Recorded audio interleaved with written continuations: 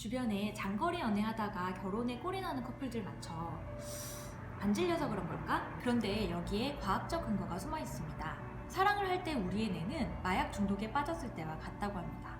우리의 뇌는 기대하는 순간이 오면 마약이 들어오기 전부터 활성화됩니다. 전이를 하면 성적 쾌락이 더 극대화되는 것도 같은 원리입니다. 성관계를 기다리면서 장난을 치는 동안 보상체계는 더욱 민감해지고 쾌락이 더욱 극대화되는 것입니다. 게다가 욕구 보상이 간헐적으로 주어지는 경우 내성이 생기지도 않고 성적 쾌락은 더욱 민감해집니다. 2주에 한 번씩 만나는 커플의 경우 며칠 전부터 기대 심리가 가득하겠죠. 그러다가 상대를 만나서 욕구를 해소하게 되면 상대가 되뇌 피질에 더욱 깊이 각인되게 됩니다.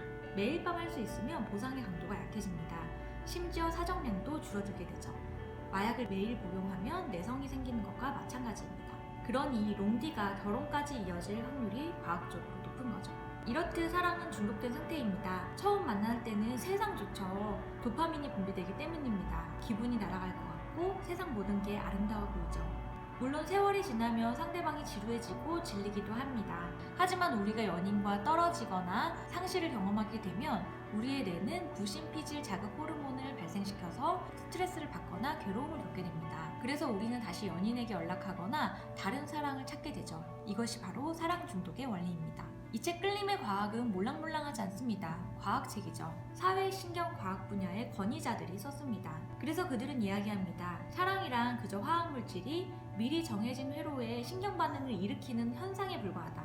무의식적으로 변식 행위를 유도하여 인간의 진화적 적응력을 최대화한다. 그러나 저자들 역시 얘기합니다. 사회신경과학은 악으로 가는 길을 터줄 수도 있다. 예를 들어 옥시토신을 향수에 섞어 뿌린다면 취업도 잘 되고 영업도 잘 되고 우리가 원하는 상대도 얻을 수 있을 것이다. 하지만 마약의 원리를 안다고 해서 마약 중독에서 벗어나지 못하는 것처럼 우리가 뇌의 메커니즘을 이해한다고 해도 인류가 사랑의 늪에서 벗어나지는 못할 거라고 저자들은 이야기합니다. 하지만 수백 년 동안 가져온 고정관념에 대해서 다시 한번 생각해봐야 되지 않을까 하고 질문을 던집니다. 과연 인간은 자유의지로 사랑을 하고 있는 걸까요? 끌림의 과학이었습니다.